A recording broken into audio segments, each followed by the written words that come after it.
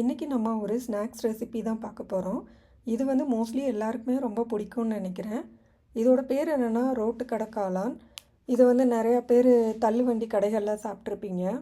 இதை ஈவினிங் ஸ்நாக்ஸாக குழந்தைங்களுக்கு செஞ்சு கொடுத்தோம் அப்படின்னா அவங்களும் விரும்பி சாப்பிடுவாங்க. அடிக்கடி நம்ம கடையில் வாங்கி கொடுக்காம இந்த மாதிரி நம்மளே வீட்டில் செஞ்சு கொடுத்தோம் அப்படின்னா அது குழந்தைங்களுக்கும் நல்லது.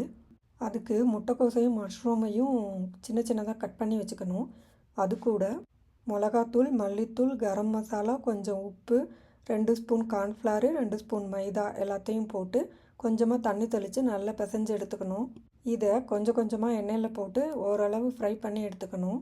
கொஞ்சம் வெங்காயத்தோடு soya sauce, chilli sauce, tomato sauce கொஞ்சம் அதிகமாகவே சேர்த்துக்கணும். அது கூட கொஞ்சம் தண்ணி ஊற்றி நல்லா கொதிக்க விட்டுறணும்.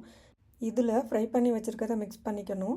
தண்ணி கொஞ்சம் அதிகமாக இருக்கிற மாதிரி இருந்துச்சு அப்படின்னா 1 ஸ்பூன் கார்ன்ஃப்ளவரை கொஞ்சம் தண்ணியில் மிக்ஸ் பண்ணி இதோட மிக்ஸ் பண்ணிக்கணும். இப்போ ரோட்டு கடை காளான் ரெடி ஆகிடுச்சு. கொஞ்சம் வெங்காயமும் கொத்தமல்லியும் அது மேலே தூவி விட்டு சாப்பிட்டோன்னா டேஸ்ட்டு சும்மா அட்டகாசமாக இருக்கும்.